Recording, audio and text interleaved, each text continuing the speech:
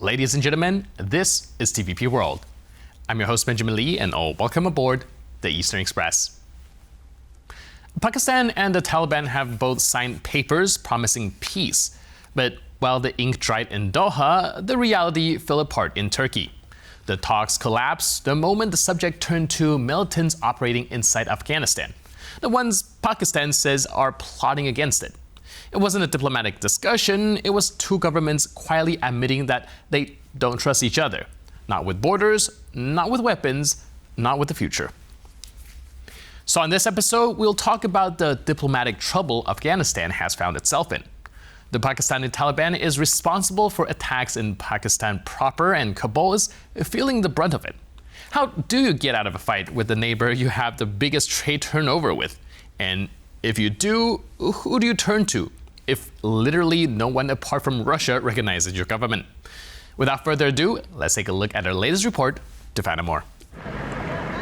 The political situation between Afghanistan and Pakistan has been deteriorating in recent weeks. There have been armed incidents in the Durand Line, which has become a hotspot for tensions. Pakistan has reportedly sought to strengthen its control over the border in the wake of unsuccessful relations with the Taliban since 2021. Afghanistan has viewed this move as a provocation. The tensions eventually escalated in October and earlier this month, leaving dozens dead on both sides. A ceasefire is currently in place, but the talks have collapsed. The talks didn't succeed because during the discussions, the Pakistani side attempted to shift all responsibility for its security to the Afghan government, while showing no willingness to take responsibility for either Afghanistan's security or its own. For 20 years or so, relations between Afghanistan and Pakistan were very good, as the latter saw the former as a crucial part of its strategic policy aimed at containing terrorist groups and supporting Pakistan in its rivalry with India. Yet after the Taliban retook power in 2021, Afghanistan sought more independence and was opposed to stronger Pakistani border control, putting the two sides at odds. The impact that this collapse in the relationship between the two countries has had cannot be understated. Trade in the entire region has been affected by the border closure. Afghanistan is seeking alternative trade routes, while the instability threatens Pakistan's lucrative infrastructure projects with China. And now let's zone in on the East Planning portion of our show.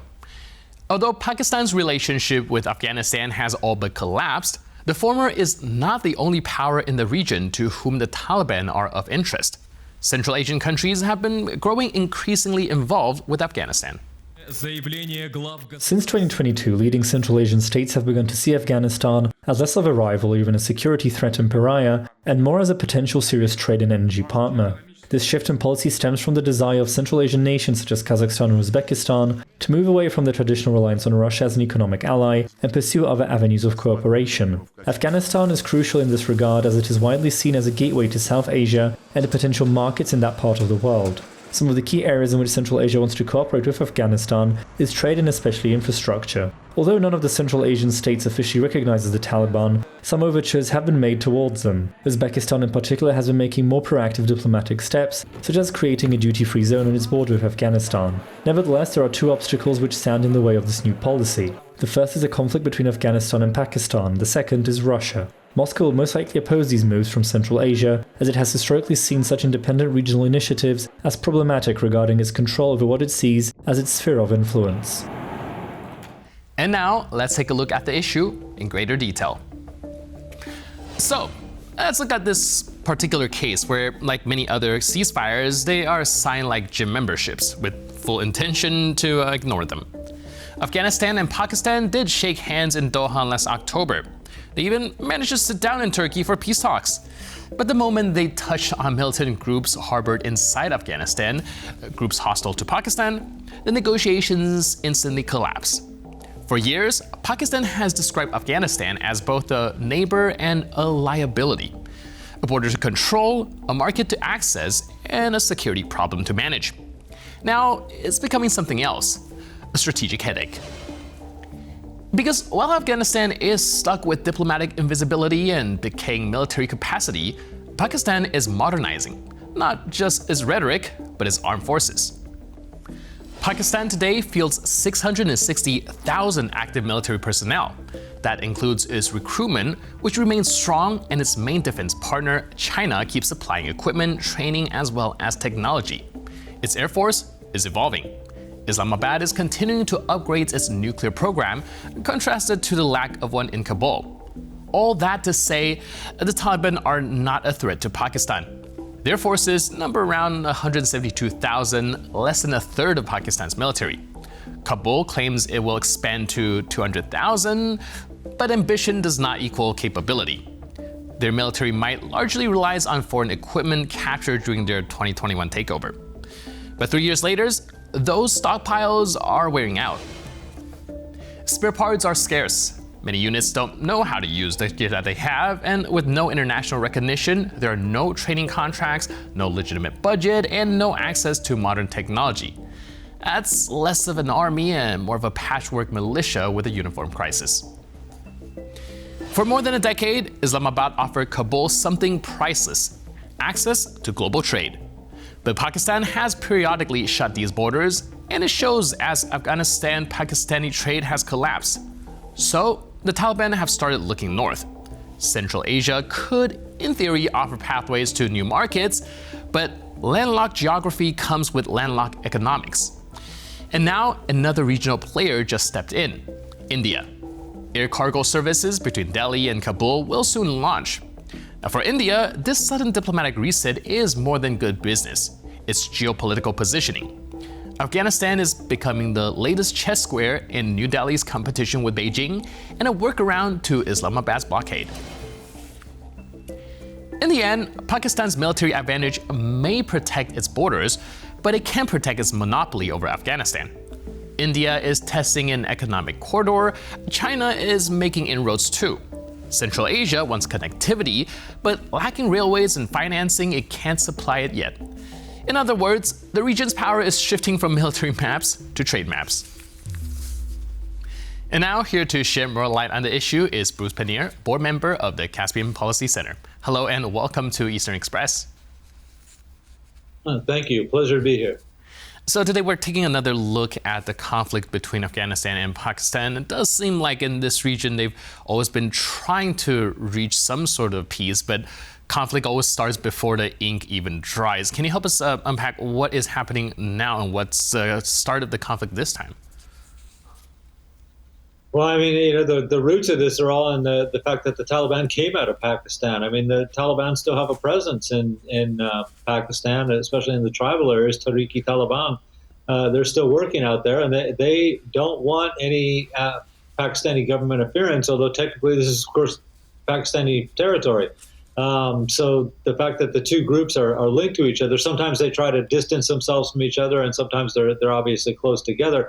But the fact is, I mean, they come from the same origins, and trying to keep the peace in Pakistan is getting to be a real problem when the Pakistani security forces or police get attacked, and it appears that it's Tariqi Taliban, the Taliban offshoot that's in Pakistan. Naturally, they respond, and they believe, probably with good reason, that the Taliban in Afghanistan are helping out their fellows that are on Pakistani territory at the moment. So it engenders a lot of bad feelings between the two groups. We've seen there have been shootouts, artillery barrages, a number of things just in recent weeks. And this appears like there's no end in sight. And I should say at this point too, that Pakistan, at least I get the sense that Pakistan has some officials in Pakistan anyway have a feeling that they nurtured the Taliban. I mean, they were the ones that allowed the Taliban to use Pakistani territory, form their group in the 1990s, and Pakistan supported them when they took over Afghanistan the first time in the 1990s. So, there's a sense with some Pakistani officials that the Taliban owe them a debt, and so it's seen as a real sense of betrayal that the Taliban are supporting this offshoot group in Pakistan, which is causing so many security problems for the Pakistani government. All right, this seems to put Taliban in a very bizarre kind of scenario where it almost seems like a toxic relationship where they hate each other, but somehow cannot live without each other as well due to the need for these trade routes. Can you help us understand what's the situation like on the ground and how does this effectively kind of box themselves in? Well, a big problem certainly for the Taliban in Afghanistan is that every time there's some outbreak of violence and Pakistan shuts the border, it really hurts the Afghanistan, of course. They'll say that they're losing millions and millions of dollars, but it's their main trade route. So there's that aspect to it, that the Taliban are losing a lot of trade, and there's the other aspect that there are still a lot of Afghan refugees in Pakistan, and when these things happen, Pakistani officials, one of their first responses is to send a bunch more into Afghanistan. The Taliban government cannot take care of all the people that are living in poverty in Afghanistan as it is right now. Adding even several thousand is a huge burden, and when it's tens of thousands, then it's impossible to even deal with. There's no place to resettle them. There's not enough food to go around. I mean, the problems go on and on. So these conflicts have a lot of detrimental effects specifically toward Afghanistan. Obviously, it makes the Pakistani government look weak that they're not able to rein this group in and secure stability in what is Pakistani territory. But ultimately, it's the people in Afghanistan that are losing out the most from this. Right, like I mentioned, there's a very detrimental impact for mostly Afghanistan, but also to Pakistan as well, seeing the economic impact is so grave. Isn't that incentive enough to actually try to come to some sort of conclusion? And what is actually kind of stopping them from taking this into serious consideration and try to eventually solve something? Well, that's a good question, and I'm sure there's a lot of different reasons here. But one of the main ones I would note is, again, getting back to the fact that the Taliban came out of Pakistan and were allowed to form themselves and had a lot of support from Pakistan for years and years. The Pakistani government, Pakistani officials feel that they should be able to tell the Taliban how they should govern their country within limits. But they feel like they should have some influence in Afghanistan after all the support they've given in the past. And the Taliban seem to take a very different view of what's going on. They were the ones that did the fighting in Afghanistan. It's up to them how they're going to rule the country. And they don't want anybody giving them advice or certainly orders about how things should be run in Afghanistan. So there's so it's kind of the prodigal son thing, I guess, where, the Taliban are on one level kind of grateful for the support they did receive from Pakistan in the past, but they feel like they've done the burden of liberating, if you will. Afghanistan fell solely on the Taliban, certainly in the days when foreign forces were in Afghanistan. And so it's really their decision. And if Pakistan wants to be a trade partner like other trade partners and wants relations with Afghanistan the same way other countries do, that's fine. What the Taliban don't want is people telling them how they should run the country, or telling them how they should structure their government, things like that. So it's a tough situation. And, again, I don't see there's any resolution in sight right at the moment. All right, now these two governments with very strong mistrust from each other, like you mentioned, actually do stem from the same origin. So do you think that this conflict is more on a governmental level, or even does it kind of trickle down to the societal level with a very similar culture behind it? Do you think that the people are also kind of polarized along these lines? I think there's a lot of people inside Afghanistan who are resentful of the Pakistanis. It's been a long time since I was in Afghanistan. But when I was there, 20 years ago, and I would talk to regular Afghans, they really resented the fact that there was Pakistanis there when the Taliban were in power the first time. They didn't like the fact that Pakistani troops were there, Pakistani businesses were there. They wanted to run things, again, even back then. They wanted things in the 1990s to be pretty much run in Afghanistan. Even if they didn't complain about the Taliban, they didn't like the fact that Pakistani security forces, again, and others were inside the country. So that's probably more on the level of the minority groups in Afghanistan. I mean, as far as the Pashtuns go, they're probably okay with some Pakistani influence. But of course, the majority of people in Afghanistan at the moment are from minority groups. So you have Tajiks, Uzbeks, Hazara, all kinds of other people there who don't want the Pakistanis there and have a bad view of the Pakistanis that goes back decades, right? So it really comes back down to that level where the average Afghan citizen, average person living in a village, probably doesn't want to see any Pakistanis in their country. And when they hear the word Pakistan, and especially when they hear the word Pakistan is telling, or wants this to happen in Afghanistan, they're immediately on the defensive about that. And it's hard for them to view these things objectively anymore because of the hatred, even if you will, that's been engendered in them for decades, generations, even now. Right. So with Pakistan out of the picture, where else is Taliban going to find any sort of trade route? Are we looking at Central Asia, or where else can they turn to? Well, this is the big problem for them. There are other routes, that's for sure, but the alliances they have with these other countries, even if they're fairly strong, the fact is the infrastructure isn't there. Now, Iran and, of course, the Taliban have had problems with the Iranians, and they might have another problem now over water that's brewing at the moment. But there is a railway, for what it's worth. They finally did build a railway that goes to Herat and in western Afghanistan and connects with Iran. So they do have that link.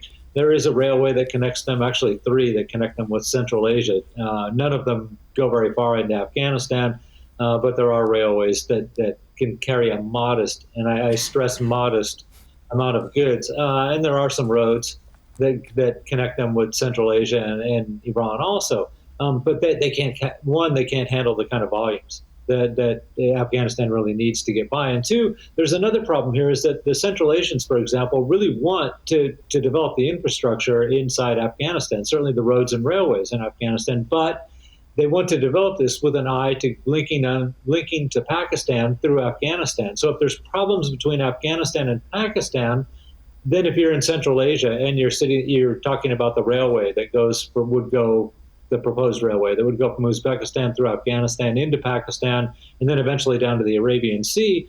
If the Afghans say we want to boost trade and we want you to help us develop the railway, it's not such an appealing prospect when all the Taliban can offer is we want a railway to Kabul or Kandahar. But we don't know about the link that brings it all the way to Pakistan, because ultimately that's what the Central Asians want.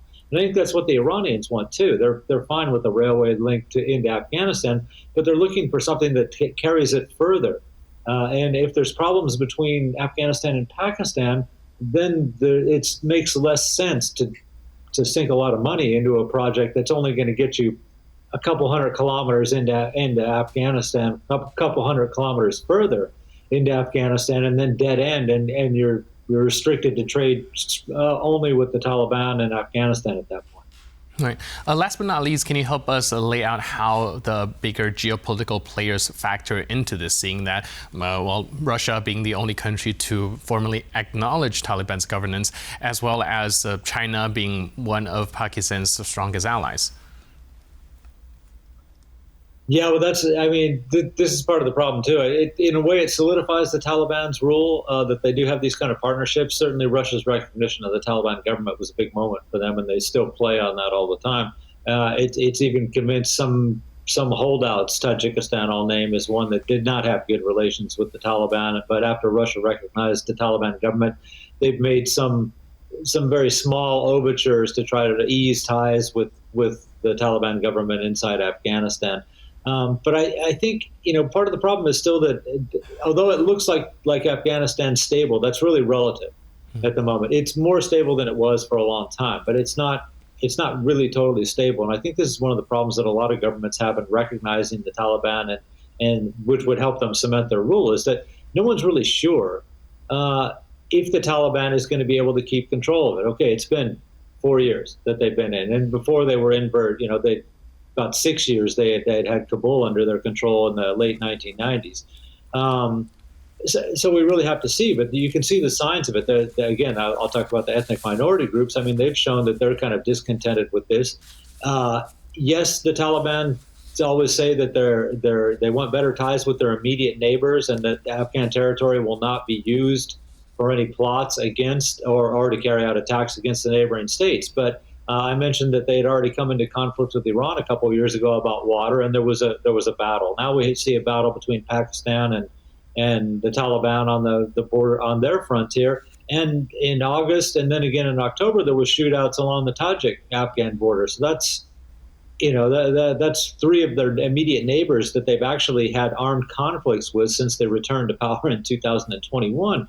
And I think in the broader context, when the world, the West, East Asia, any of these countries out there that are looking at strengthening ties with the Taliban, these are some of the things that they have to take into consideration. Yes, they're in power now, and they seem to have a firm grip on power in the country. But historically, they couldn't keep the grip on power. Admittedly, it was because the U.S. And their allies chased them from power. But there's still signs of internal problems, and there's signs that they're not on absolutely great terms, certainly, to put it mildly, with some of their immediate neighbors. So there's a big question about what does the relationship look like in the region 3 or 4 years down the road? Are the Taliban still in power? Are they still on good terms with their neighbors? Or have some of these conflicts that we've seen degenerate into something much worse and spill over to the domestic stability in Afghanistan as well? All right, with all these complexities in play, it does seem like the conflict won't be dying down anytime soon. But in the meantime, thank you so much for your input and insight, and thanks for being with us on Eastern Express. Okay, pleasure being here. Thank you. And now we're moving on to the Eastern News Flash, a series of all the other stories from the East that you don't want to miss. Over the course of the Russian invasion of Ukraine, China has almost doubled the prices of goods for the Russian military industry. This massive surge in prices shows just how dependent Moscow has become on Beijing. After the West mostly turned its back on Russia after it rolled its tanks across the Ukrainian border, Moscow turned east to recoup its economic and trade losses. China has become Russia's largest and most important trading partner, and Beijing seems intent on abusing this relationship as it becomes its senior partner. Russia is now critically reliant on Chinese exports and imports, which means that Chinese businesses can charge far more for goods than they usually would. The price of goods shipped from China to Russia that are subject to export controls, such as military equipment and tech, has surged by around 87% between 2021 and 2024. In comparison, it has grown by only 9% on average with other nations. Although Moscow has been able to recoup some of its economic losses created by Western sanctions, its savior has proven to be far from benevolent. Apple has started to tighten control over the supply of iPhones from India. The company has become concerned over the smartphones' re-export from India to Russian hands. Apple is one of the most prominent Western companies to have pulled out of Russia after the latter invaded Ukraine in 2022. Nonetheless, some Apple products have been finding their way into the Russian Federation, and India is one point of origin. Official distributors of Apple products in India have warned local retailers about new penalties for activating iPhones using foreign SIM cards within 90 days of their purchase. These penalties are mostly focused on the corporation's latest line of phone products, as they have begun to trickle into Russian hands since their release. India has a massive electronics export industry, with iPhones making up a third of the total export number. And that's all on this episode of Eastern Express. But for more news, update, and commentary, please stay tuned to TVP World.